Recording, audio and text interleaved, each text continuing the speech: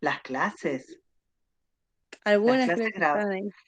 las clases grabadas de Meet, no, yo no las subí al Drive de la materia, ¿eh? Yo las subo a las clases del sitio. Ah, ok.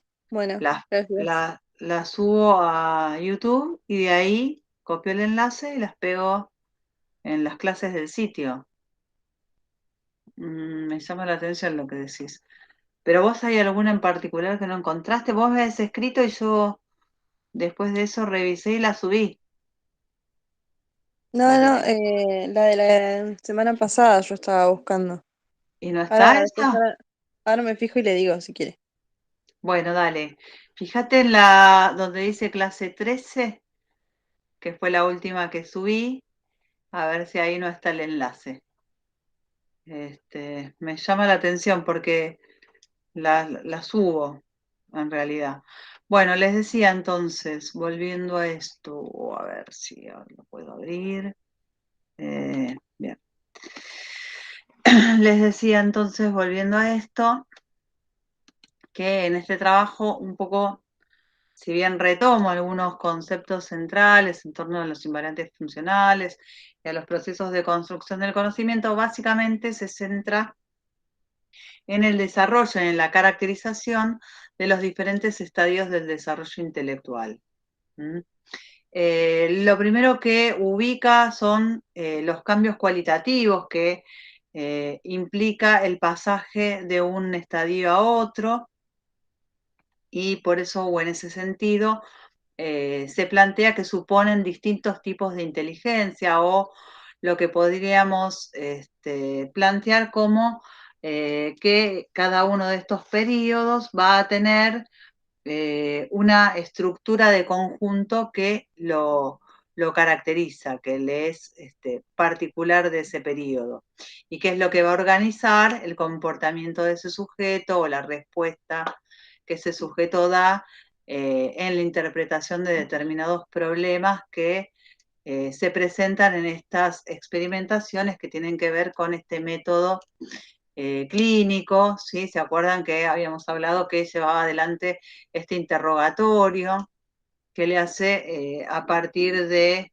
una serie de experiencias en donde lo que se intenta buscar es cuál es la estructura que subyace o que organiza la respuesta o el comportamiento que da ese sujeto, para poder dar cuenta del nivel de desarrollo intelectual y después poder pensar en esta relación o en este análisis psicogenético en donde cada uno de estos estadios funciona o se comporta como subestadio del siguiente, ¿sí? Y es condición para el logro intelectual que plantea un siguiente estadio. O sea que hay una progresión, con lo cual, cuando caracteriza estos estadios, va a plantear como una de las características que, que comparten es el orden de adquisición.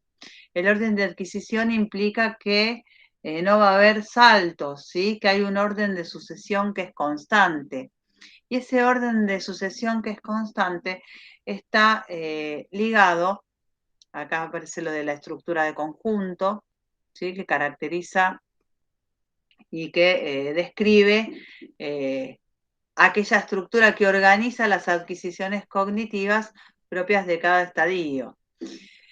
Ahora, yo les decía, el orden de adquisición o el orden de sucesión es constante y que esto tenía que ver justamente con el carácter integrativo o la integración que plantea cada uno de estos estadios, en el sentido de que eh, esto que es el logro de un estadio, ¿sí? Es el carácter integrado se refiere a que las estructuras previas a un estadio del desarrollo van a ser parte integrante de las estructuras del estadio siguiente, ¿sí?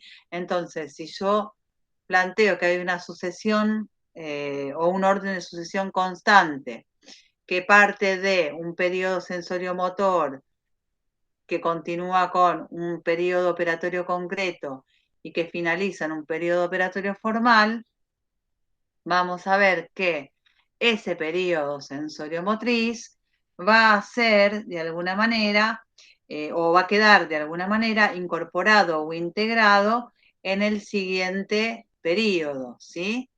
Es decir, que va a ser condición para los logros que se adquieren dentro del periodo operatorio concreto en este subperiodo que es el preoperatorio, ¿sí? Y a su vez, este preoperatorio va a ser justamente la estructura previa o el momento de preparación, que es otra de las características que tienen estos periodos, para el logro que se consigue al finalizar ese periodo.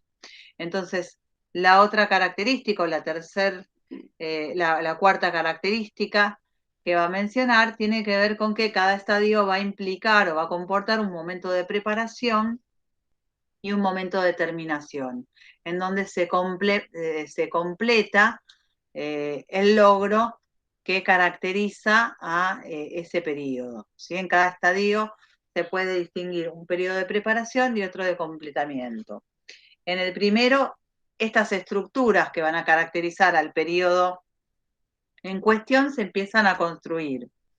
Y en un segundo momento de ese periodo se van a consolidar, se van a acabar.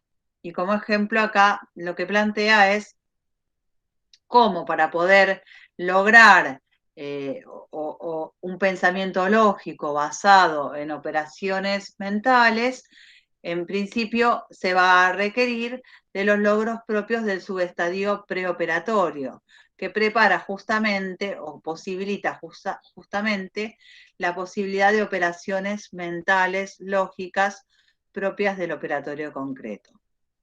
¿Te va siguiendo esto? Sí, profe. Bien. Sí. Bueno, algunas cuestiones que mencioné están desarrolladas acá. La inteligencia cambiaría a lo largo de estos estadios o lo podemos pensar también desde la pregunta que inicia la búsqueda y la investigación de este autor, que es cómo se pasa de un estado de menor conocimiento a un estado de mayor conocimiento, cómo progresa ese conocimiento, cómo se construye. Sí, Profe, una consulta. todas, dale. Ahí cuando habla del método clínico, Sí, anoté acá una pregunta que no entendí. dale, dale, Dice, dale. dice, busca una respuesta a la construcción de conocimiento a partir de la ontogénesis de las acciones y la historia de la ciencia. Cuando dice Bien. ontogénesis, o sea, Cuando habla cuando, de ontogénesis, habla de el desarrollo de ese sujeto singular, ¿sí? Es decir, del sujeto. La ontogénesis es la génesis y el desarrollo intelectual de un sujeto. La filogénesis de la especie humana, ¿sí? O sea, la ontogénesis es el origen y el desarrollo intelectual de ese sujeto. Como en un sujeto o como a lo largo del desarrollo intelectual de un sujeto, este sujeto va a pasar por diferentes estadios, ¿sí? Sensorio-motor, preoperacional, operatorio concreto, operatorio formal.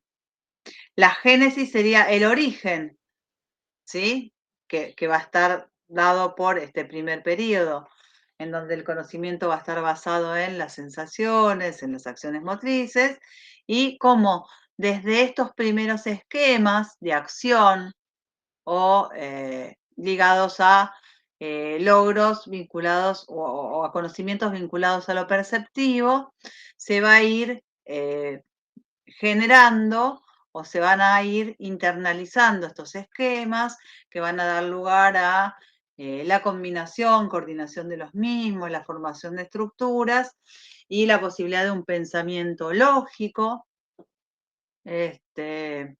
irreversible, propio de un operatorio concreto, y cómo a su vez estos logros de este periodo van a posibilitar aquellos que van a tener que ver con el desarrollo del pensamiento formal propio de este último periodo del desarrollo. Pero eh, en ese desarrollo por el que atraviesa un sujeto podemos rastrear el origen y podemos dar cuenta del pasaje de estos estados. Y todo eso sería la ontogénesis de ese sujeto, en lo que hace a su desarrollo intelectual. ¿Te respondí? Sí. Bien. Pero porque ya asociaba qué significa onto y génesis, pero no lo podía meter acá en el tema. Gracias.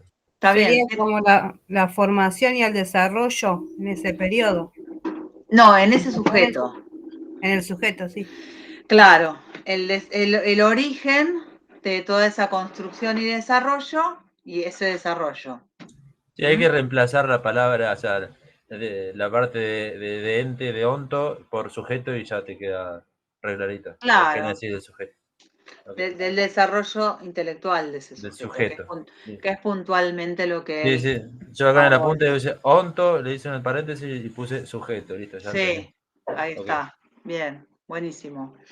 Después creo que en el texto de Castorina sobre Vygotsky va a tomar diferentes niveles de análisis. Y ahí va a hablar de ontogénesis, filogénesis, y ahí te va a explicar bien la diferencia. Pero es esa, sí. Cuando habla de ontogénesis habla de ese desarrollo en un sujeto. Un sujeto que igual, acuérdense que es el sujeto epistémico, ¿sí? Que es un sujeto muy universal, ¿no? Que tiene que ver con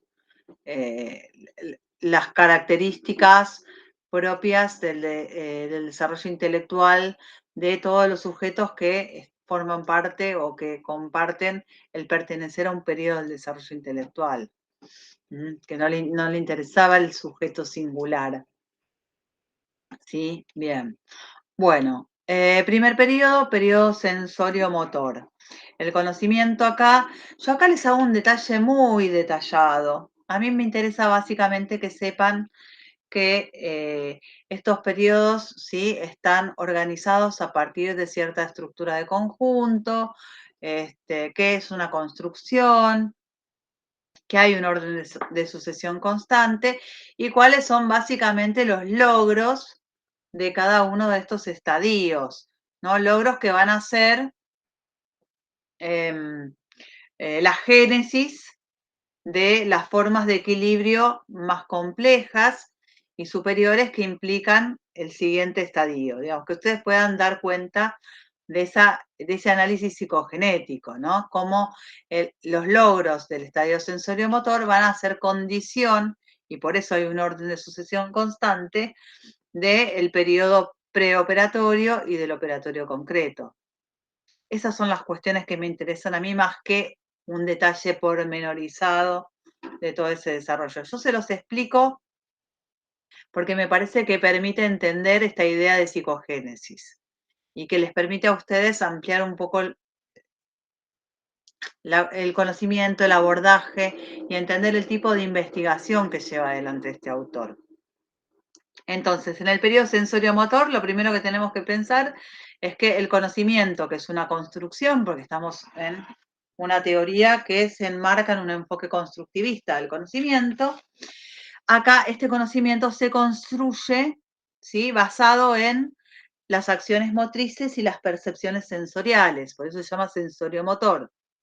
Es anterior al lenguaje, no porque no haya lenguaje para el sujeto, pero es anterior al lenguaje en tanto la dimensión del lenguaje que hace la función simbólica, como esta capacidad de representar, de evocar, ¿sí? Acá no hay lenguaje o es anterior al lenguaje en tanto no presenta un pensamiento ni afectividad que esté ligada a representaciones que permitan evocar a personas o a objetos que están ausentes.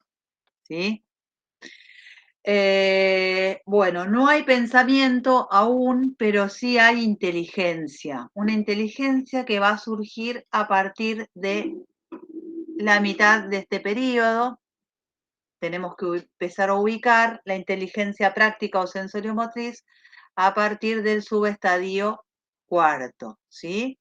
Pero que es posibilitada por el desarrollo que se da entre este primer subestadio de 0 a 1 mes, hasta este tercer estadio, en donde se empiezan a coordinar, ¿sí?, algunos esquemas y se empiezan a generar ciertas condiciones de posibilidad de que esas coordinaciones de esquemas posibiliten la separación y coordinación de esquemas que sirven de medios para alcanzar ciertos fines y empiece a darse la posibilidad de una intencionalidad previa a ciertas acciones que van a guiar a las mismas, ¿no? Características que van a tener que ver con esta inteligencia sensomotora. Esta inteligencia sensomotora o práctica tiene su génesis o su origen en este periodo y es una inteligencia que lo que le va a permitir al sujeto es resolver problemas prácticos, ¿sí? Prácticos que no requieren del pensamiento o de la capacidad de representarse esos problemas, sino que tienen que ver con la acción, ¿sí? Alcanzar un objeto que está escondido por una manta o alcanzar un objeto que está alejado o utilizar una herramienta para poder alcanzar ese objeto o utilizar un medio o un soporte como puede ser una manta para acercar un objeto que está apoyado en ella. Esos son los tipos de problemas que permite resolver esta inteligencia sensomotora, ¿sí? Van a estar ligados a el uso de esquemas de acción, ¿sí? Que se van a ir coordinando, que van a ir, se van a ir estructurando en conjuntos de esquemas que van a ser marcos asimiladores del medio y de los objetos y que le van a permitir interpretar el mundo, digamos, interpretar su realidad. Las cosas en este periodo son lo que se puede hacer con las cosas. Y estos esquemas que empiezan siendo los reflejos, ¿sí?, se van a poner en contacto con el medio, van a incorporar objetos, ¿sí?, el esquema de succión o el de prensión con el que el sujeto nace, ¿sí?, van a ser los primeros marcos asimiladores de los objetos y le van a permitir conocerlos, ¿sí? Se van a generalizar porque van a empezar a aplicarse a diferentes objetos, por ejemplo, se succiona el pulgar, se succiona una manta, se succiona un juguete, se succiona el pecho.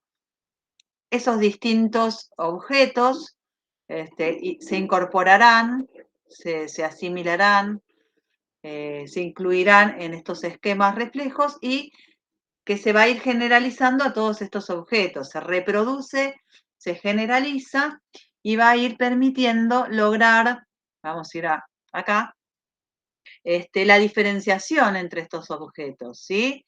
Este ejercicio de los reflejos, de succión y de prensión, van a ir repitiéndose, van a ir generalizándose y abarcando distintos objetos y van a permitir empezar a conocer ciertas diferencias. Acá todavía no hay adquisición de la experiencia, simplemente la puesta en función de estos reflejos, con lo cual no podemos hablar de aprendizaje, ¿sí?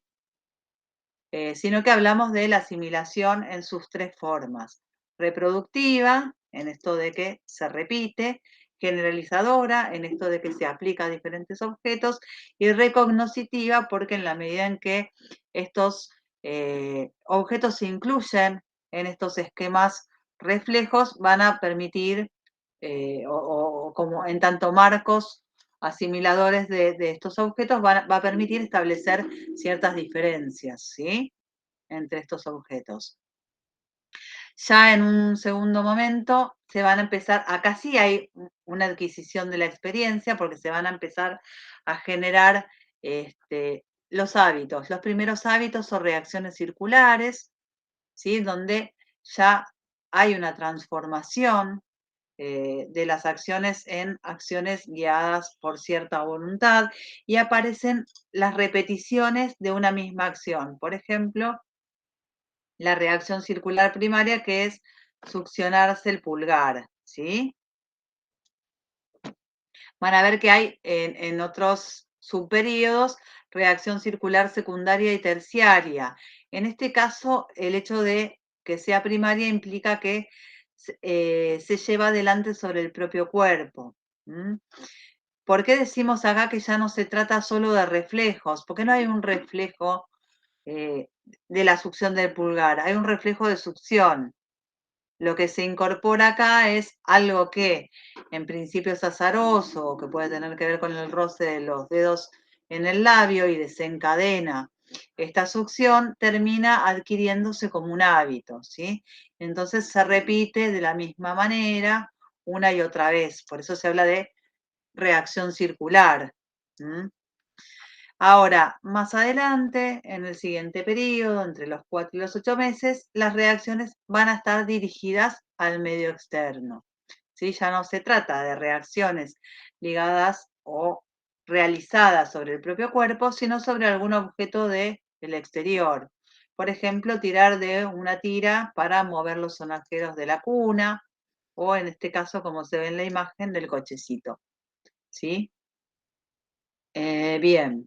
Aparece también la capacidad de recuperar un objeto parcialmente tapado. Esto tiene que ver con un logro intelectual de este periodo, que es la construcción de la noción del objeto permanente. Hasta el 4º mes, ¿sí? Los objetos que aparecen tapados o que desaparecen del campo visual del niño no son buscados, es como si fueran reabsorbidos y desaparecieran, dejaran de existir. Y es a partir del 4º estadio, con un inicio en el 3º, que el niño va a empezar a buscar estos objetos, ¿sí? En el caso del 3er estadio habla de la capacidad de recuperar un objeto parcialmente tapado, que es cuando, si bien el objeto está tapado, se ve o se asoma alguna parte del objeto. Por ejemplo, un juguete que se hunde entre las sábanas, pero que se asoma parcialmente y es reconocido y puede ser buscado por el niño, ¿no? Bien. Otra de las cuestiones que aparecen en el 4º estadio, se empiezan a dar importantes cambios, ¿sí? Los primeros esquemas que al principio funcionan independientemente unos de otros, los esquemas primarios, visión, prensión, van a coordinarse y van a dar lugar a los esquemas secundarios que después también se van a empezar a coordinar entre sí. En el 4º estadio aparece indicios de estos comportamientos inteligentes, propios de la inteligencia práctica o sensoriomotriz, en donde empiezan a aplicarse los esquemas que ya se conocen o que ya se poseen a objetos nuevos. Y empiezan a aparecer los primeros comportamientos inteligentes.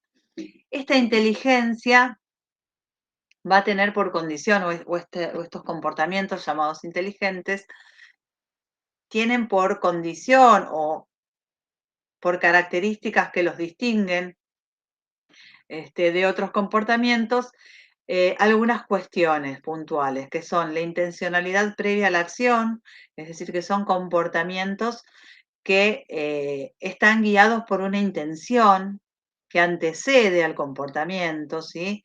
Por ejemplo, cuando alguien tira de una manta para acercar un juguete, tiene claro que lo puede acercar porque ese sujeto está en contacto con la manta, hay una intencionalidad de utilizar ese medio para acercar ese juguete y alcanzar ese fin, hay una coordinación de esquemas, medios y fines, y eso es lo que permite dar cuenta de que ese comportamiento es un comportamiento inteligente.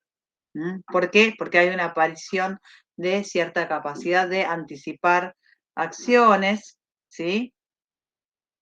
Y bueno, hay justamente una inteligencia, en este caso sensoriomotora, que es independiente o que es previa al lenguaje y a la representación. Por eso acá hace una distinción entre lo que es la inteligencia del pensamiento.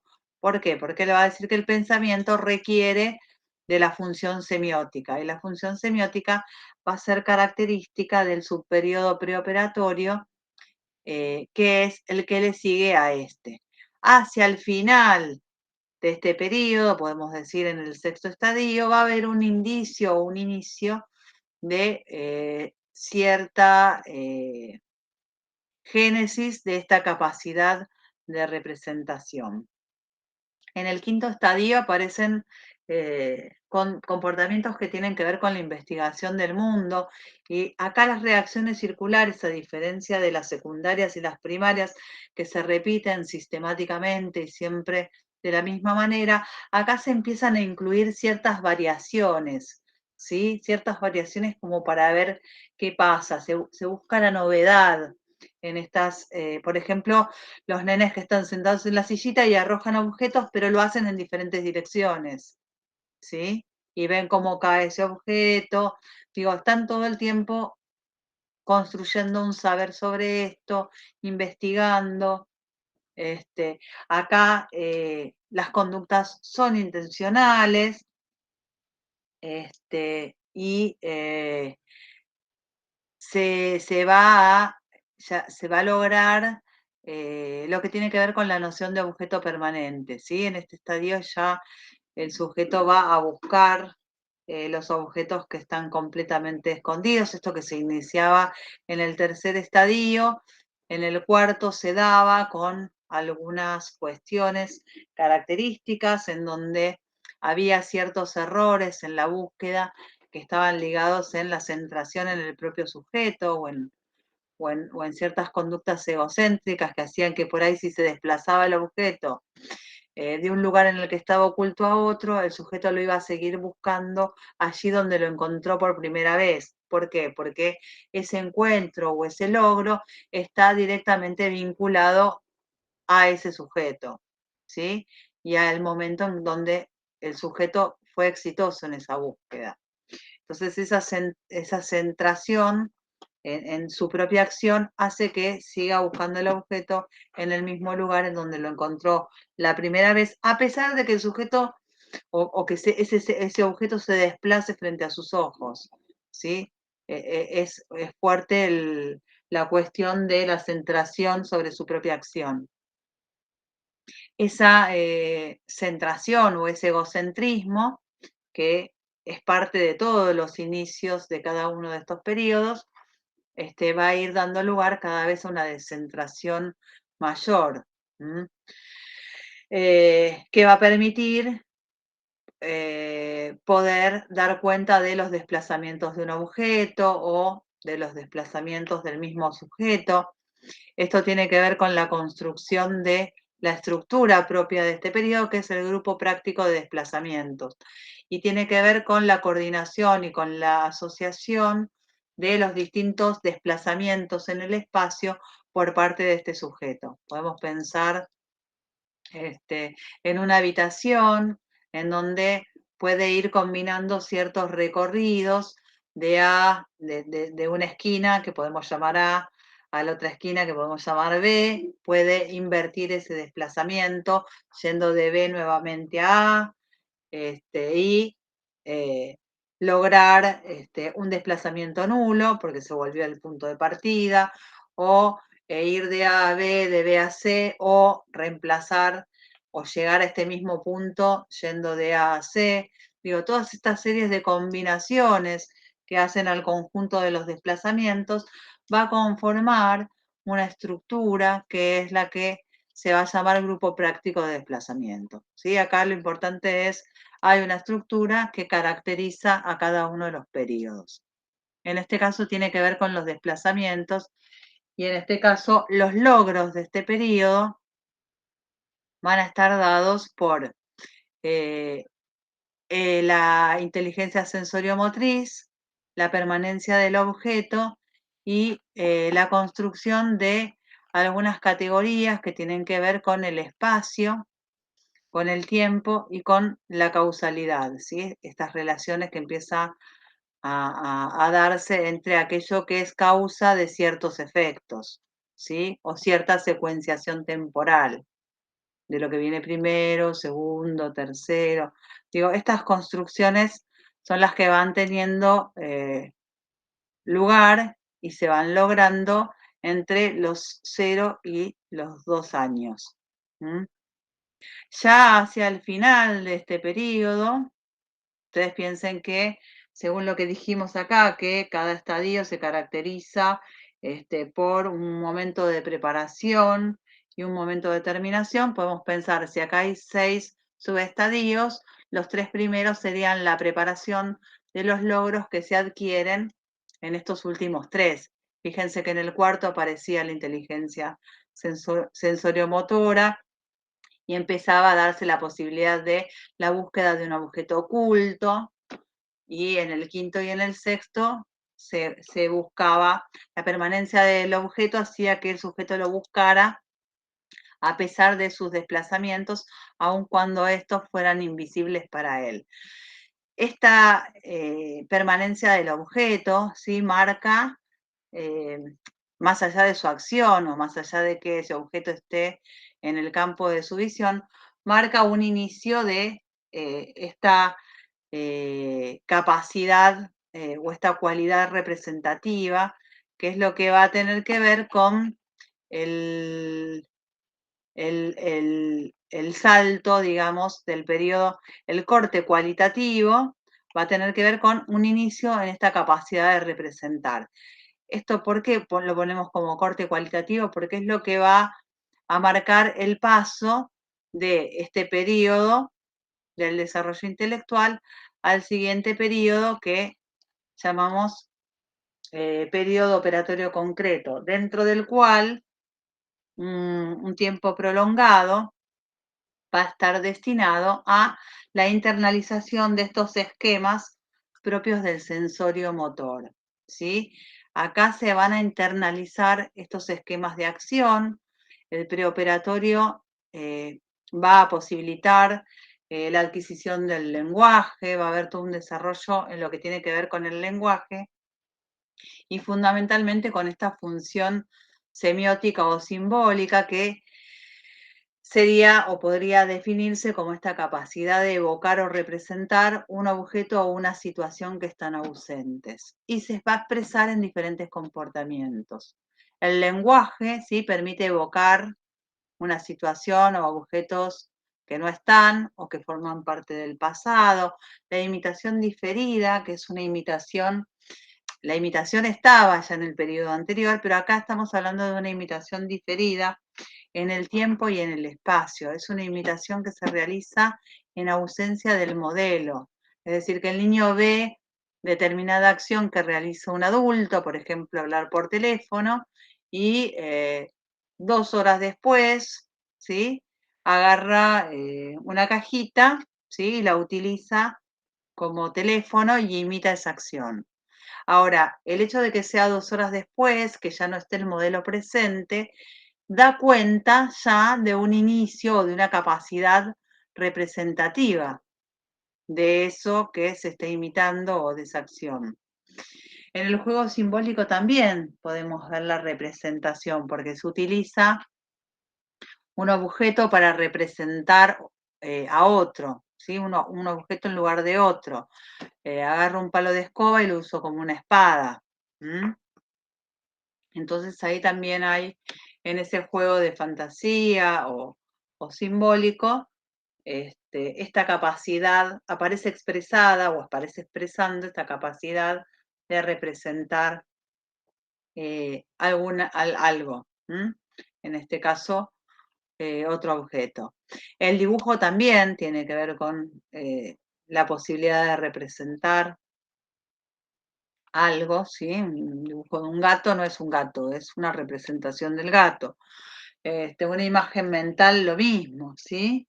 Que yo pueda evocar un objeto implica que yo cuento con la construcción de una imagen que me permite poder pensar, por eso acá aparece el pensamiento, en ese objeto que no está, pero bueno, que puedo evocar a través de una imagen que tengo en mi mente. ¿Vamos bien? Sí, Sí, profe. Si no me frenan, me preguntan. Este periodo está muy, muy, muy marcado por el egocentrismo, pero en este caso es un egocentrismo o una centración en el propio sujeto que ya no tiene tanto que ver con la acción, sino que está, o la podemos pensar en el plano del intelectual. Acá aparecen conductas muy típicas que tienen que ver con este egocentrismo intelectual, que hace que ciertos fenómenos sean analizados desde la perspectiva del propio sujeto.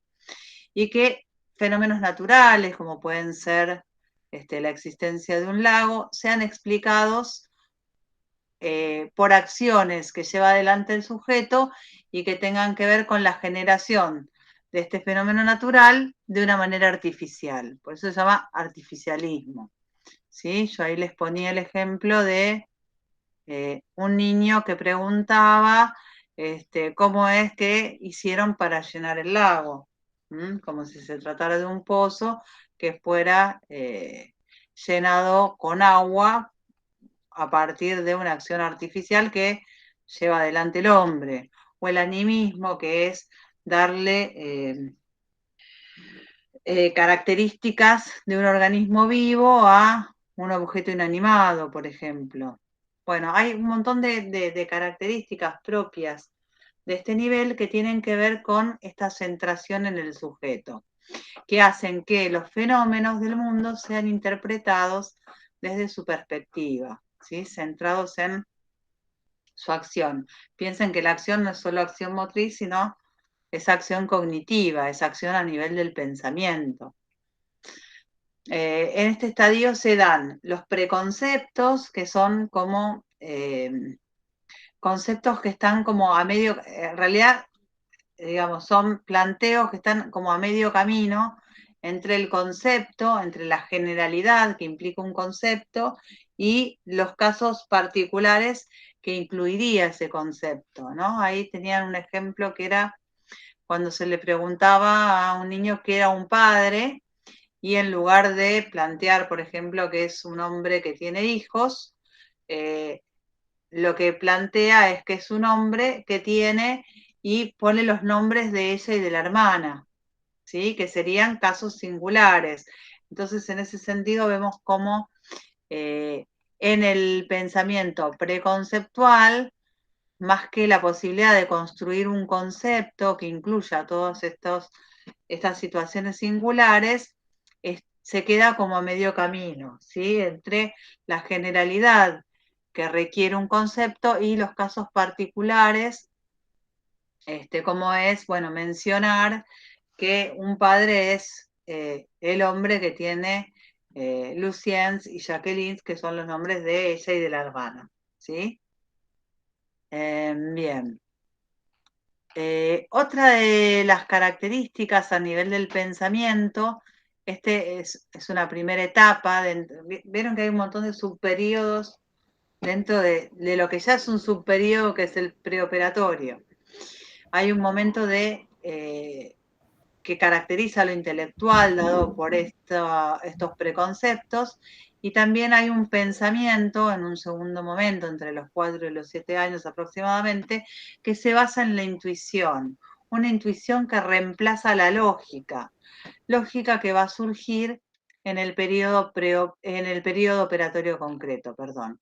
En el periodo preoperatorio, la solución de los problemas o el pensamiento va a estar basado en la intuición, y la intuición va a reemplazar la lógica propia del operatorio concreto.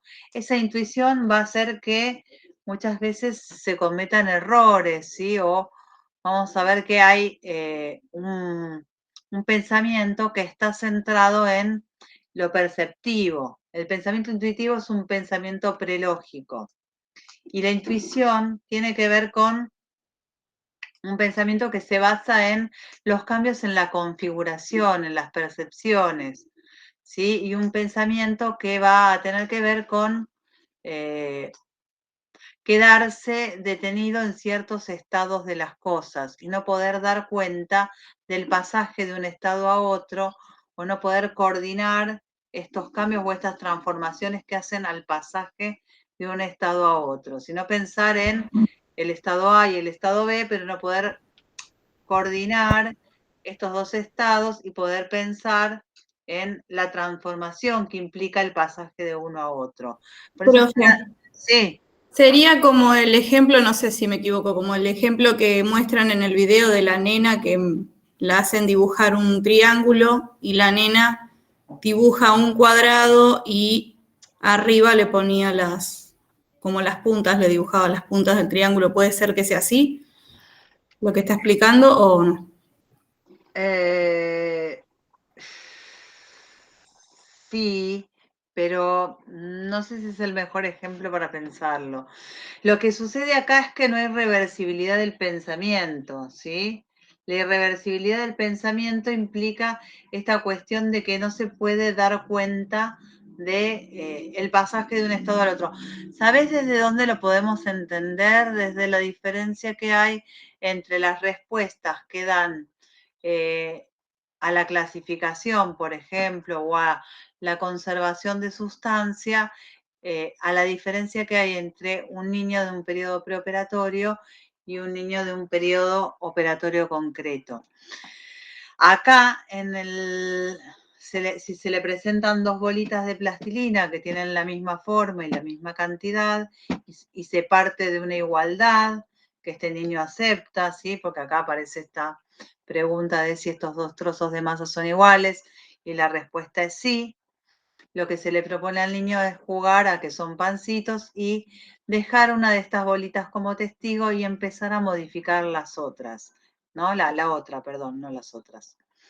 Entonces se empieza a transformar esta bolita, se piensa hacer un pancito, se empieza a alargar, o se divide en varios trocitos más pequeños, y siempre la pregunta que se hace es si siguen siendo iguales o alguno tiene más o menos cantidad, ¿sí? De pan, o va a comer más o menos pan, ¿sí? Porque piensen que son interrogatorios que se les hacen a los niños, ¿sí? Entonces, no se le, ay, acá se trata de la misma cantidad de sustancia, no se les va a preguntar así, ¿sí? Sino que se va a adaptar para el pensamiento de un niño. Entonces, acá en este caso aparece como vamos a jugar a que son pancitos, y dice, bueno, si un chico comiera este y otro chico comiera este otro, comerían la misma cantidad o alguno comería más o menos.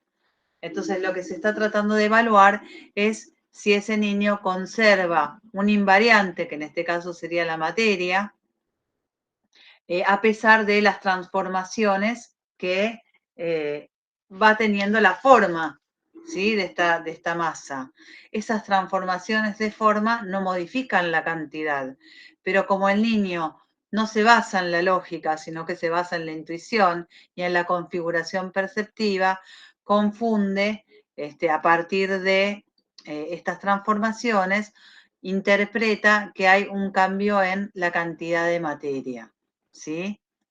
Dice, toda transformación del objeto significa para el niño una modificación que también va a estar o va a estar referida a la cantidad de sustancia material, ¿sí? Entonces va a decir, acá hay más porque es más larga, acá hay menos porque son más chiquititos. Entonces, fíjense que siempre es un pensamiento que está absolutamente pegado a la intuición. ¿Qué es lo que cambia cuando aparece la operación lógica, o qué es lo que cambia cuando aparece la posibilidad de revertir a nivel mental o del pensamiento una acción? Bueno, justamente cuando esto sucede, el niño ya puede lograr la conservación de la sustancia. Vemos que en el operatorio concreto hay conservación de sustancia, peso y volumen que se logran en estos órdenes, y hay también la posibilidad de lograr la clasificación o lógica con método sistemático de clases de relaciones, que sería la seriación o la noción de número. Les decía, a ver, ¿dónde tenemos la de la masa? Por ejemplo, fíjense cómo en el caso de la conservación de sustancia, que era el ejemplo que estábamos analizando para distinguir el pensamiento de un periodo preoperatorio y de un operatorio concreto, acá ya ha llegado a un nivel de desarrollo completo, ¿sí? Que tiene su génesis en el preoperatorio, lo que va a decir es que la cantidad siempre es la misma, por más que yo modifique la forma, ¿sí? Acá dice la cantidad de pan es la misma, el pan flauta es más largo, pero es más finito que el pan francés. ¿Qué está haciendo? Está compensando, ¿sí? Está compensando la longitud y está compensando esa longitud con el diámetro. ¿Por qué? Porque es más largo pero es más finito. Entonces se logra el equilibrio. Se trata de lo mismo, ¿sí? Lo que sobra de largo, ¿sí? Falta de diámetro. ¿Se entiende? Ahí, esto que decíamos de la equilibración tiene que ver con esto. ¿Y qué es lo que permite mantener invariante la cantidad? Bueno, justamente las operaciones lógicas, por ejemplo, la identidad, ¿sí? Plantear que hay la misma cantidad porque no pusimos ni sacamos nada. Entonces, digo, hay una noción de, o una operación lógica referida a la identidad, a que es lo mismo, es idéntico. ¿Por qué? Porque no se puso ni se sacó nada. O otra de las posibilidades de lograr o de conservar la sustancia es justamente la compensación, que es otro de los argumentos que dan estos niños, ¿sí?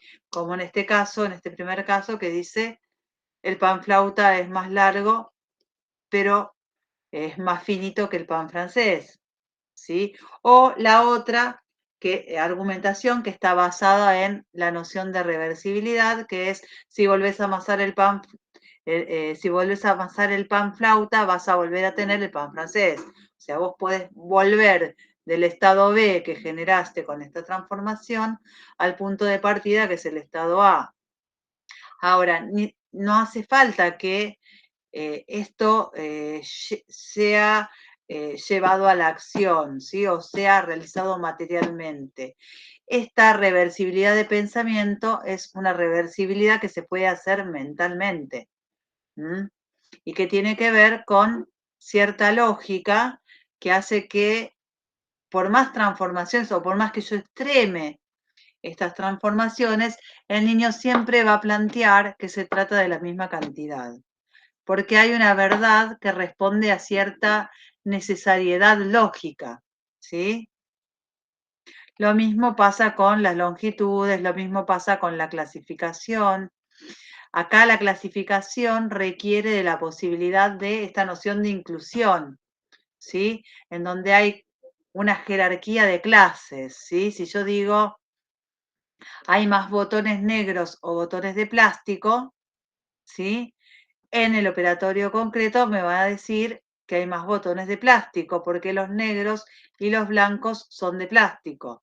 En cambio, en el preoperatorio va a quedarse siempre comparando los dos subconjuntos o las dos partes y no las va a poder incluir en una clase jerárquicamente mayor. Entonces, si yo pregunto si hay más botones negros o botones de plástico, me va a decir que hay más botones negros. ¿Por qué? Porque en lugar de comparar o de incluir tanto los negros como los blancos dentro de los botones, lo que va a hacer en el preoperatorio es comparar las dos partes, comparar los botones negros con los botones blancos. Entonces va a decir, hay más botones negros. ¿Por qué? Hay una incapacidad de incluir a todos estos botones dentro de un grupo jerárquicamente mayor que son los botones de plástico, ¿sí? Entonces, la clasificación, la conservación de sustancia, peso, volumen, van a ser logros de este periodo operatorio concreto, en donde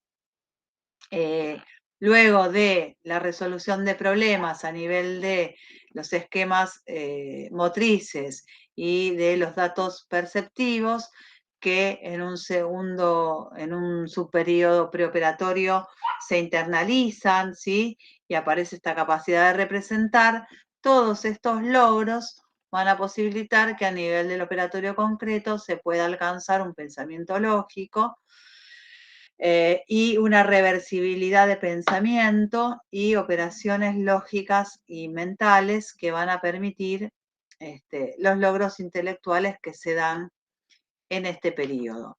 Acá el corte cualitativo que aparece es la capacidad de abstracción.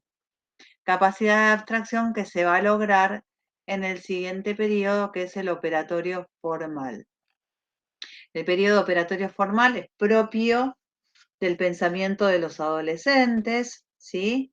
Que es un pensamiento que, a diferencia de estar referido a los objetos concretos, que es lo que le da nombre al periodo anterior, se basa en enunciados verbales, ¿sí? En proposiciones. Por eso decimos que es un pensamiento proposicional.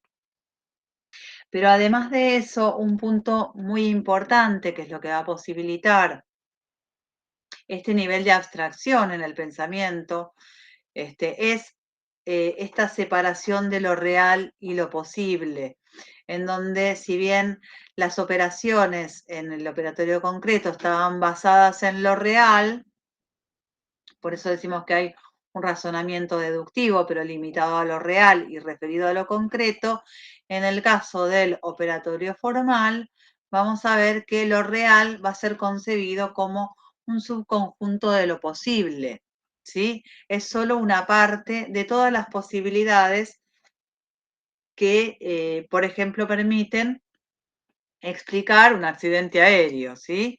Entonces, no es solo lo que se analiza, lo que sucede, sino también todo aquello que pudo generarlo, ¿sí? O eso que es lo real o lo sucedido, bueno, puede ser pensado a partir de, bueno, ¿qué hubiese pasado si? O sea, se puede incluir lo posible o se puede incluir lo futuro.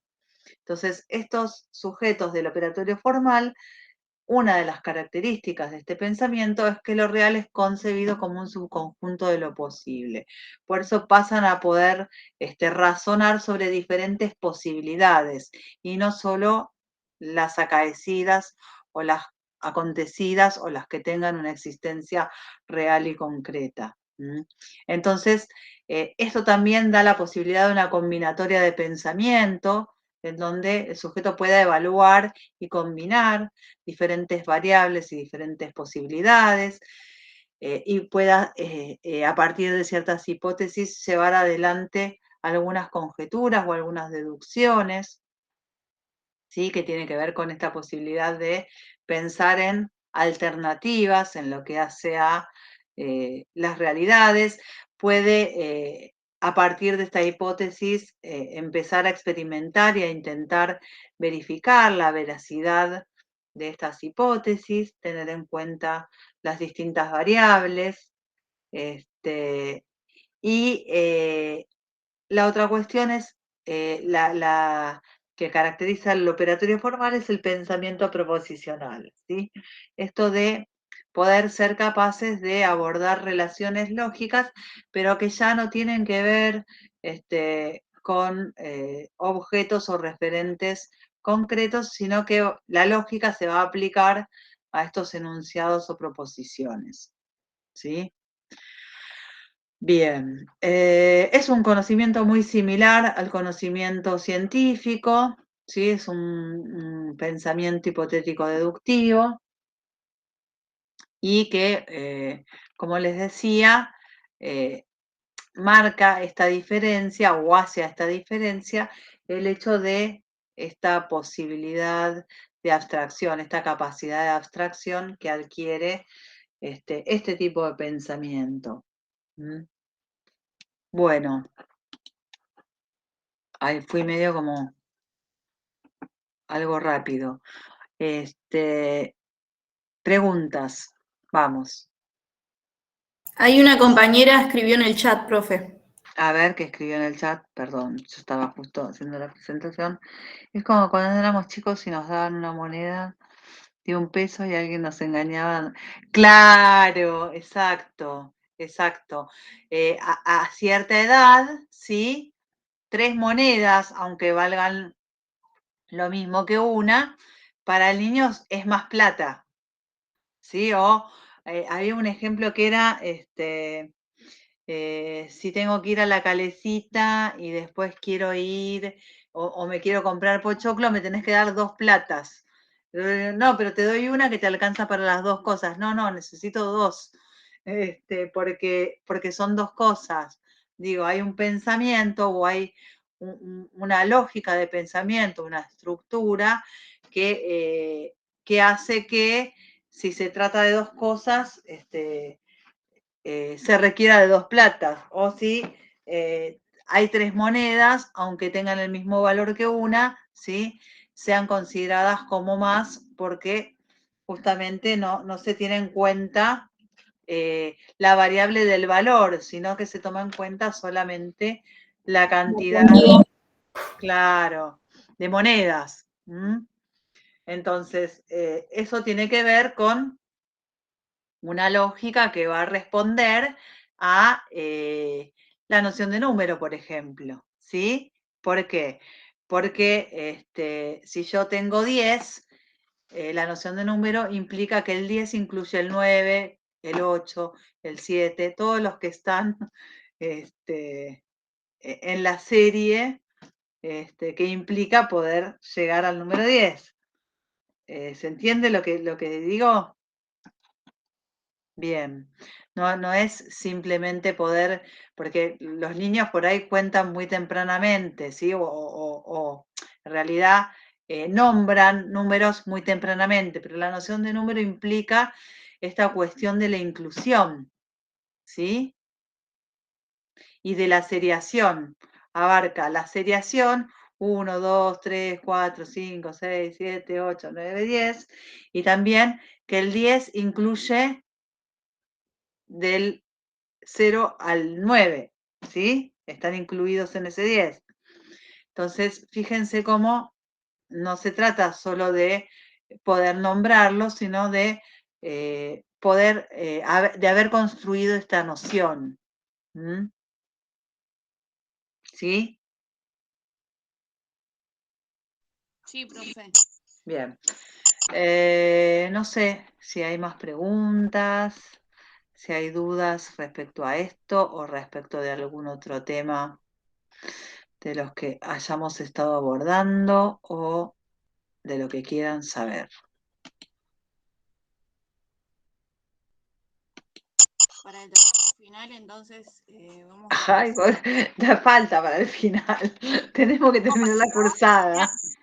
Tenemos que terminar la cursada, aprobar el segundo trabajo. Se me entendió mal, para el trabajo final.